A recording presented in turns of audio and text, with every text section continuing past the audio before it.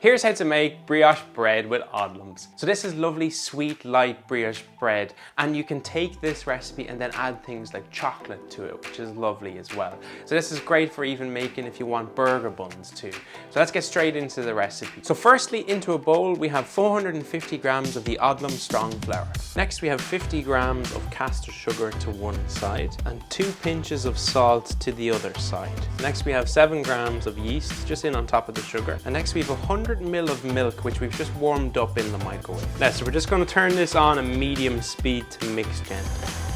So we're going to add 4 eggs, one at a time, and add them in gradually, and then mix in.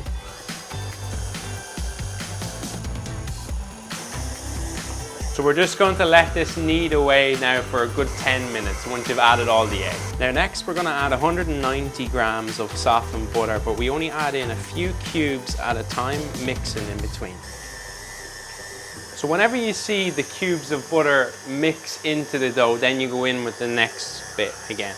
And it's just continuous until you use up all the butter. Now, so once that's all combined, this is quite a sticky dough, so don't panic. So wrap that in cling film, and then leave that to proof for an hour and a half. Now, so an hour and a half later, take it out onto the surface. Dust the surface with a good bit of flour. And we just tip it out, then onto that.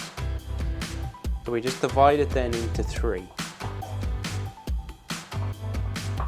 We just roll them then into nice sausage shapes. So we just line them up, all 3 of them, press them in together, the tops. So, now, the key to this is going 1 over 2, 3 over 2, 1 over 2, 3 over 2, 1 over 2, 3 over 2. Neaten up the top and you have a nice mat, like so. Now, so we're just going to place that into the tin, which is just greased. Cover that with a tea towel and leave it to proof for another 20 minutes. Now, so 20 minutes later, just going to brush it then with some egg wash.